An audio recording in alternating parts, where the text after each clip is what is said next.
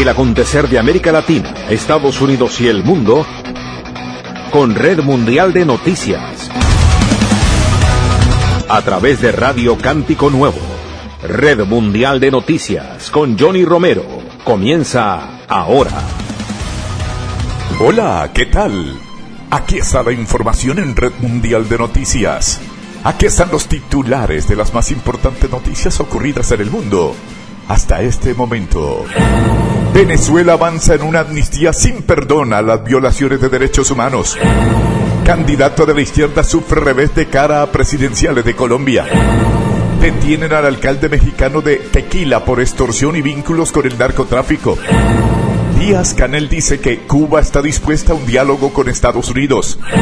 Nayib Bukele asiste a un evento oficial presidido por Trump en Washington. Necesitamos saber si está viva el desesperado pedido de una presentadora de noticias de Estados Unidos para que regresen a su madre secuestrada. Senadora demócrata pide al Tesoro de Estados Unidos poner fin al swap por $20,000 millones con Argentina. Trump ataca el sistema electoral antes de las legislativas de mitad de mandato. Aquí están las noticias, Washington. Desde los llamamientos a su partido para nacionalizar las elecciones hasta sus constantes denuncias de fraude, el presidente Donald Trump intensifica sus críticas al sistema electoral antes de las legislativas de noviembre en Estados Unidos. La última idea de Trump, que sigue sin reconocer su derrota electoral en 2020 frente al demócrata Joe Biden, es quitar a algunos estados la responsabilidad de organizar las elecciones para entregársela al gobierno federal. Los republicanos deberían decir: queremos tomar el control. Deberíamos tomar el control de las votaciones en al menos 15 lugares. Los republicanos deberían nacionalizar las votaciones, declaró Trump esta semana al podcaster y subdirector del FBI, Dan Bongino. Esta idea levantó ampollas entre los demócratas, que ven posibilidades de arrebatar a los republicanos el control de las cámaras del Congreso en las elecciones de mitad de mandato el 3 de noviembre.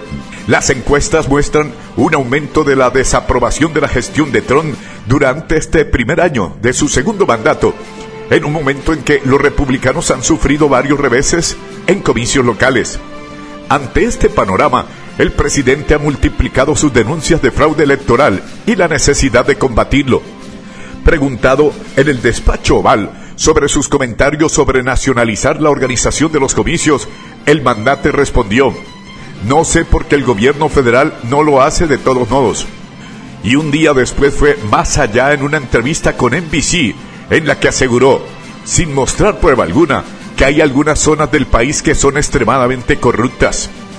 Estos comentarios sobre los comicios son un nuevo ataque del presidente contra la Constitución de Estados Unidos, que claramente dice que son los estados los que se encargan de la organización de las elecciones, declaró Justin Levy, profesor de la Facultad de Derecho de Loyola. No hay debate al respecto.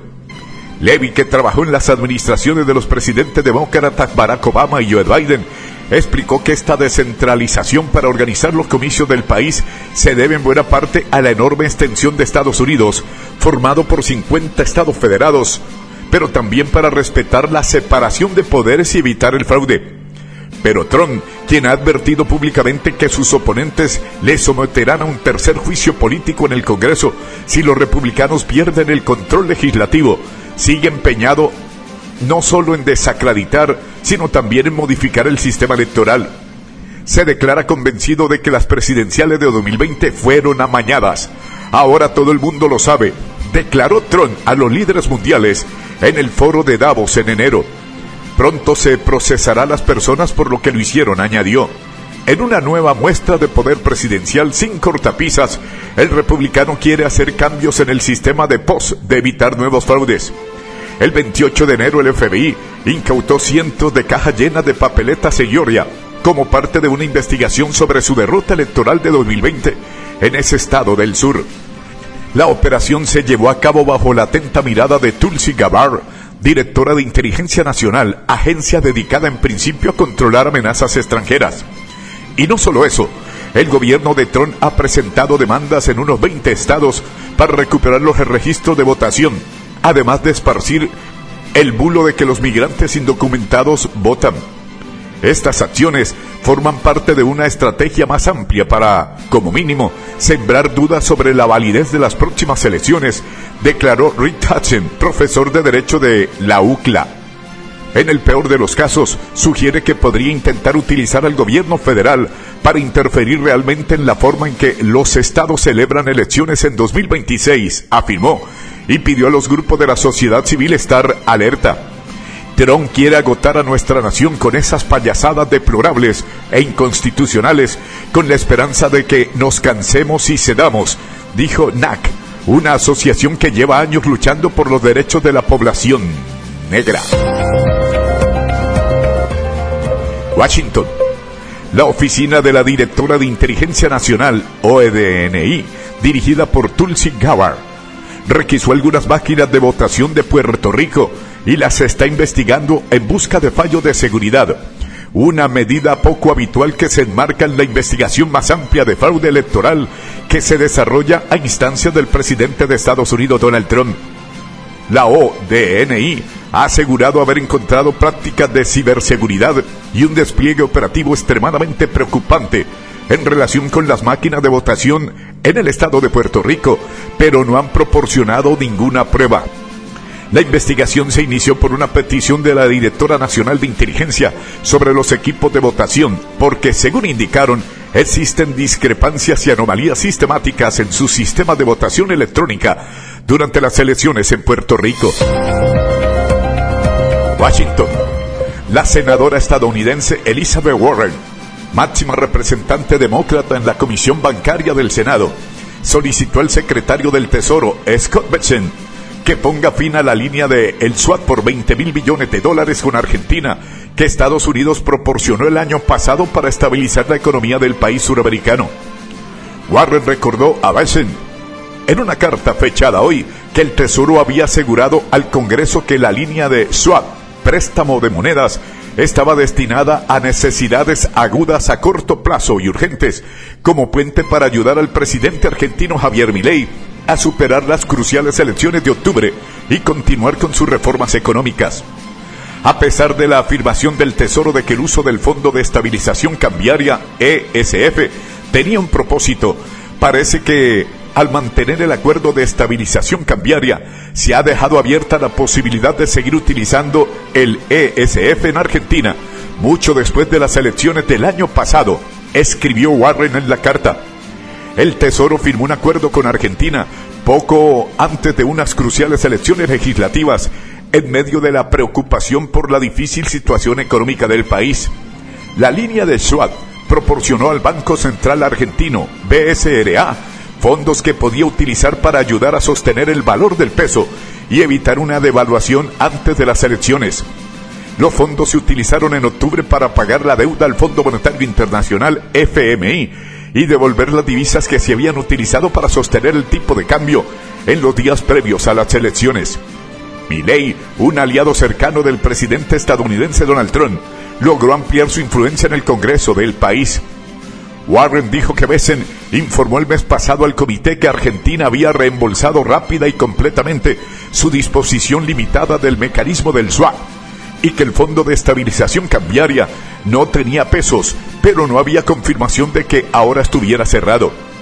Pidió a Bessent que proporcionara una confirmación por escrito de ese hecho antes del 12 de febrero. Washington. La presentadora de noticias estadounidenses, Savannah Guthrie, ha publicado un video en el que, en medio de lágrimas, ruega por la liberación de su madre y le pide a los captores que le entreguen una prueba de vida de esta mujer de 84 años. Queremos saber de ustedes si estamos listos para escuchar, dice la presentadora de NBC, quien aparece acompañada por sus hermanos en un video publicado en Instagram. Por favor, pónganse en contacto con nosotros. Nancy Guthrie desapareció en mitad de la noche de su casa en el estado de Arizona el pasado fin de semana. Las autoridades han señalado que sospechan que fue secuestrada y están trabajando con la Oficina Federal de Investigaciones, el FBI, para verificar la autenticidad de una nota donde se pide dinero por su rescate. Estamos listos para hablar, dice la presentadora en un video publicado hoy, y añade: Sin embargo, vivimos en un mundo donde las voces y las imágenes son fáciles de manipular. Necesitamos saber sin lugar a dudas que mi madre está viva y que ustedes la tienen, explicó. Es un procedimiento estándar para los negociadores en caso de secuestro y toma de rehenes el exigir una prueba de vida por parte de los secuestradores. En este caso, no se conoce a ciencia cierta si los hijos de Nancy Guthrie fueron aconsejados por las autoridades en este sentido. El alguacil del condado de Pima, donde ocurrió el posible secuestro, dijo que interrogará a cualquier persona que haya hablado con Nancy Guthrie la semana pasada previa a su desaparición y agregó que por el momento no hay sospechosos en el caso. En su mensaje publicado en el video, Savannah Guthrie estuvo acompañada por su hermana Annie y su hermano Cameron. Allí también dijo que sabían de la nota donde se le solicitaba un rescate, que había sido enviada a un medio de comunicación. Mamá, si estás escuchando esto, tú eres una mujer fuerte, dijo la presentadora del famoso programa matutino The Today Show. Washington.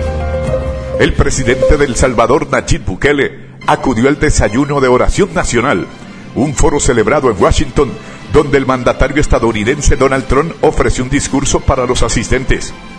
Fuentes salvadoreños confirmaron la presencia de Bukele, estrecho aliado de Trump, en el evento, cuya asistencia no había sido anunciada con antelación. También nos complace dar la bienvenida a los líderes y dignatarios visitantes de más de 110 países. Están aquí, incluyendo a una de mis personas favoritas, el presidente Bukele de El Salvador. Ha sido increíble, ha sido un gran aliado de este país, declaró Trump durante su discurso.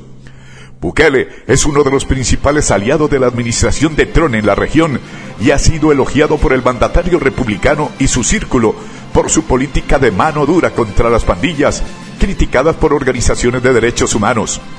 Trump recibió al líder salvadoreño en abril del año pasado en el despacho oval de la Casa Blanca, convirtiéndose en el primer líder latinoamericano en reunirse con el republicano en su segundo mandato. La visita estuvo marcada por el polémico envío de más de 200 migrantes, en su mayoría venezolanos, a la prisión de alta seguridad de El Salvador, el SECOT, acusados por Washington de pertenecer a bandas criminales. Entre las personas enviadas a ese centro figuraba el salvadoreño Kilmar Abrego García, un migrante que contaba con una orden judicial que lo protegía de ser deportado de Estados Unidos. Kiev. Ucrania y Rusia se devolvieron 157 prisioneros de guerra cada uno este jueves, según la agencia estatal de noticias rusa TASS y el negociador estadounidense Steve Witkoff. Este es el primer intercambio de este tipo en 4 meses. La última vez que Rusia y Ucrania intercambiaron prisioneros fue en octubre de 2025. El canal de televisión militar estatal ruso, Zvezda, informó, además de los combatientes liberados, 3 ciudadanos rusos residentes en la región de Kursk también fueron devueltos a sus hogares. Añadió que Emiratos Árabes Unidos y Estados Unidos mediaron el intercambio y que el personal militar ruso devuelto se encuentra actualmente en Belarus. El intercambio se produjo una vez que concluyó el segundo día de conversaciones trilaterales entre Ucrania, Rusia, Estados Unidos y Abu Dhabi. Los negociadores acordaron que la próxima reunión trilateral se celebrará pronto, declaró el presidente de Ucrania, Volodymyr Zelensky, tras la conclusión de la segunda ronda de conversaciones.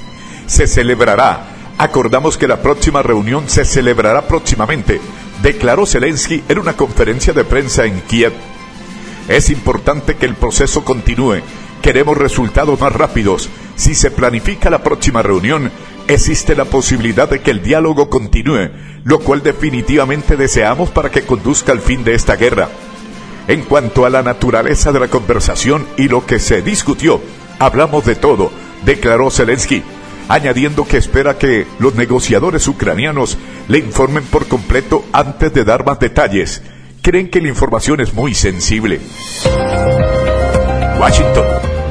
La promesa del presidente de Estados Unidos, Donald Trump, de desertificar aviones e imponer aranceles del 50%, golpea el precio de las acciones de Bombardier.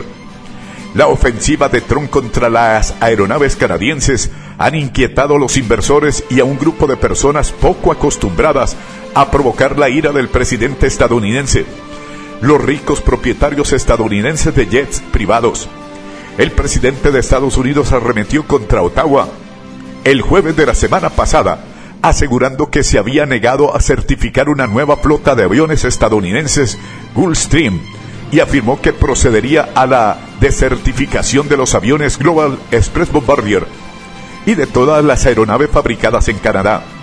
Se impondrían aranceles del 50% a todos los aviones vendidos a Estados Unidos desde Canadá, a menos que la situación se corrija de inmediato, añadió.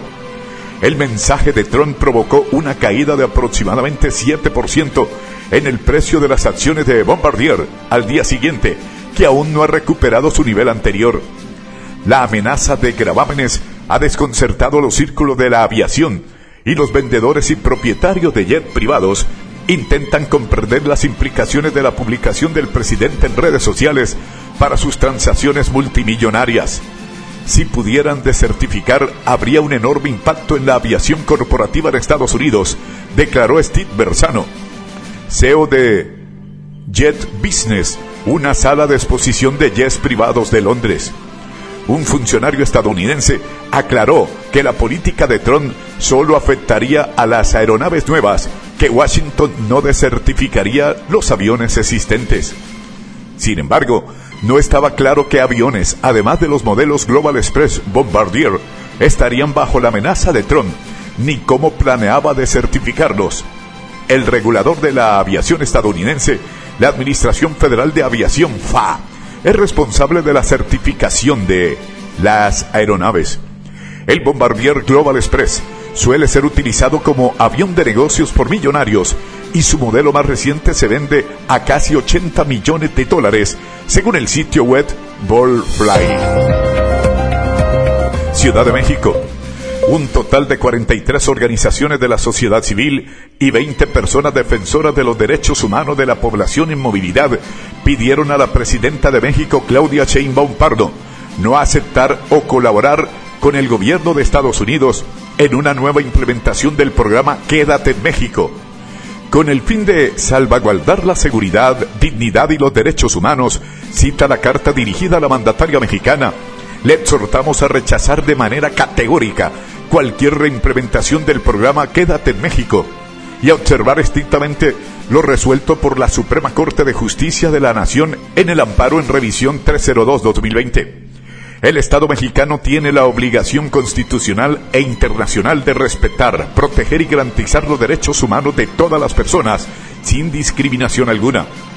La reimplementación de Quédate en México podría resultar incompatible con estos compromisos y con una política migratoria basada en el humanismo, los derechos humanos y un enfoque interseccional. Reiteramos nuestra disposición a contribuir de manera constructiva a un nuevo diálogo bilateral con Estados Unidos que garantice la protección efectiva de las personas en contextos de movilidad, precisa. En su escrito, dirigido también a Juan Ramón de la Fuente y Sergio Salomón Céspedes, secretario de Relaciones Exteriores y comisionado del Instituto Nacional de Migración, INM, respectivamente, advierten que el programa Quédate en México constituye una política de internacionalización del control migratorio y de coerción por parte del gobierno de Estados Unidos al transferir responsabilidades internacionales de protección a un país que no ha garantizado condiciones adecuadas de seguridad, protección ni acceso a derechos para las personas devueltas. Quienes suscriben la carta consideran que es fundamental subrayar que la implementación Quédate en México requiere necesariamente del consentimiento y la coordinación del Gobierno de México, y recuerdan que la Corte, al resolver el amparo de revisión 302-2020, reconoció la responsabilidad de las autoridades mexicanas por no haber establecido protocolos ni lineamientos para las recepciones de personas retornadas desde Estados Unidos bajo una política migratoria con perspectiva de género, de infancia y de discapacidad. Ciudad de México. Autoridades federales anunciaron la detención en el estado mexicano de Jalisco del presidente municipal de Tequila, Diego Rivera Navarro, a quien acusan de extorsión a empresas cerveceras y tequileras del estado y de vínculos con el cartel Jalisco Nueva Generación. En sus redes sociales, el secretario de Seguridad y Protección Ciudadana de México, Omar García Harfur, anunció la detención como parte de la operación Enjambre, una estrategia de seguridad enfocada en el combate a la extorsión y la corrupción en gobiernos locales. También fueron detenidos 3 servidores públicos más del ayuntamiento, el director de Seguridad Pública, el director de Catastro y Predial y el director de Obras Públicas, abundó el funcionario. Todos ellos son señalados por las autoridades como presuntamente vinculados con el cartel Jalisco Nueva Generación. La detención de Diego Rivera Navarro se realizó tras diversas denuncias ciudadanas y en un operativo coordinado entre elementos de la Secretaría de la Defensa Nacional, la Secretaría de la Marina SEMAR, la Fiscalía General de la República, el Centro Nacional de Inteligencia y la propia Secretaría de Seguridad y Protección Ciudadana, de acuerdo con información oficial. Ciudad de México. La presidenta de México, Claudia Sheinbaum, negó recientemente el haber acordado con su homólogo estadounidense Donald Trump detener el envío de petróleo a Cuba, limitándose a señalar que esta semana se llevarían a cabo el envío de ayuda humanitaria a la isla caribeña. Fue el fin de semana pasada cuando Trump afirmó de manera pública que el tema ya había sido tratado con la líder mexicana, agregando que ella había accedido a su petición sin problema alguno. Recordemos que hace poco el republicano informó que aquellos países que compartieran el oro negro con el país cubano enfrentarían aranceles del 100%. Por su parte, durante una gira realizada por Sonora, Claudia Sheinbaum Pardo declaró que el asunto fue tratado por la Secretaría de Relaciones Exteriores a cargo del canciller Juan Ramón de la Fuente y el secretario de Estado de Estados Unidos Marco Rubio. Si bien compartió que aún no han llegado a un acuerdo, precisó que están buscando en todas las vías diplomáticas posibles. Mientras tanto, informaron que con apoyo de la Secretaría de la Marina harán entrega aproximadamente de productos básicos indispensables para el pueblo cubano, con el propósito de atender necesidades inmediatas, asegurando que busca mantener la ayuda humanitaria mientras discute el tema del combustible. Atención, La Habana, Cuba. El presidente de Cuba, Miguel Díaz-Canel, aseguró que la isla está dispuesta a un diálogo con Estados Unidos sobre cualquier tema, para construir una relación entre vecinos civilizadas y de beneficio mutuo. En una inusual comparecencia televisada, el mandatario señaló que la isla está en disposición de hablar con Washington desde una posición de respeto a la soberanía y la autodeterminación del país caribeño, sin abordar temas que para el Ejecutivo de La Habana se puedan entender como injerencias. De un diálogo como ese se puede construir una relación de vecinos civilizada, subrayó el presidente cubano. Entre las temáticas están las que el gobierno cubano estaría dispuesto a abordar con Estados Unidos. Están los temas migratorios, de seguridad, de la lucha contra el narcotráfico, la lucha contra el terrorismo, medioambientales, la colaboración científica, entre otros. No es la primera vez que Díaz-Canel, en medio de la escalada de tensiones con el país norteamericano, tras la captura del presidente venezolano Nicolás Maduro y el bloqueo petrolero a la isla, apunta que la isla está abierta al diálogo. El pasado 12 de enero, en una publicación en X, el mandatario cubano aseguró que el gobierno está dispuesto a sostener un diálogo serio y responsable sobre las bases de igualdad soberana, respeto mutuo, principio de derecho internacional, beneficio recíproco, sin injerencia en asuntos internos y con pleno respeto a nuestra independencia. También negó que La Habana tenga conversaciones con Estados Unidos después de que el presidente Trump instase al país caribeño a alcanzar un acuerdo antes de que sea demasiado tarde. Bogotá. El candidato favorito para las presidenciales de 2026 en Colombia, el senador izquierdista Iván Cepeda, denunció una violación de la autoridad electoral contra su derecho a participar en las primarias de marzo, una decisión que divide a las fuerzas oficiales. El gobierno del presidente Gustavo Petro y sus candidatos en contienda denuncian que el Consejo Nacional Electoral, CNE, está politizado luego de que frenara la participación de Iván Cepeda en las primarias del 8 de marzo por haber hecho parte de una consulta anterior en octubre. Ante la violación de nuestro derecho a la participación política, me inscribiré para la primera vuelta de las elecciones presidenciales y vamos a ganar, dijo Cepeda en X, y anunció también el retiro de la coalición oficialista Pacto Histórico en esas consultas. En las primarias de marzo se medirán las fuerzas de izquierda, derecha y centro, y tienen como objetivo depurar los candidatos que irán a la primera vuelta presidencial del 31 de mayo. Por la fuerza de izquierda competirán aspirantes aún por definir, aunque uno de los favoritos es Roy Barrera, un experimentado político cercano a Petro, y otros precandidatos progresistas. Petro calificó la decisión de el CNE como un grave golpe a la democracia. De 63 años, filósofo y defensor de los derechos humanos, Iván Cepeda lidera las encuestas de cara a las presidenciales. Es un enemigo declarado del influyente expresidente de derecha Álvaro Uribe Vélez, a quien ha denunciado por supuestas relaciones con paramilitares. Caracas. El Parlamento de Venezuela debate desde hoy una amnistía que abarca los 27 años del chavismo y excluirá las violaciones graves a los derechos humanos y crímenes de lesa humanidad. La ley de amnistía para la convivencia democrática es una iniciativa de la presidenta interina Delcy Rodríguez en el poder tras la captura de Nicolás Maduro en una incursión militar estadounidense. La primera discusión abordó el espíritu general de la ley que antecede una consulta con la sociedad civil previo al debate final artículo por artículo. Se reconoce la importancia de no imponer la venganza, la revancha ni el odio, sino de abrir un camino hacia la reconciliación, dice el texto de justificación legislativa al que accedió la agencia francesa de prensa. Quedan excluidos de sus beneficios delitos como las violaciones graves de los derechos humanos, los crímenes de lesa humanidad, los crímenes de guerra, el homicidio internacional, la corrupción y el tráfico de drogas. Expertos temen que el texto sea lo suficientemente vago como para caer en una discrecionalidad de la justicia, ya acusada de servir al chavismo. Caracas.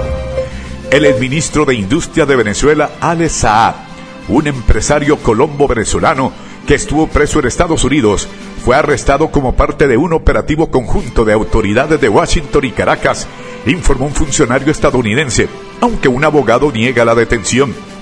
Saab, un aliado cercano del expresidente Nicolás Maduro, fue detenido en Cabo Verde en junio de 2020, donde estuvo bajo arresto durante más de 3 años por acusaciones de un esquema de sobornos, antes de que se le concediera el indulto a cambio de la liberación de ciudadanos estadounidenses apresados en Venezuela.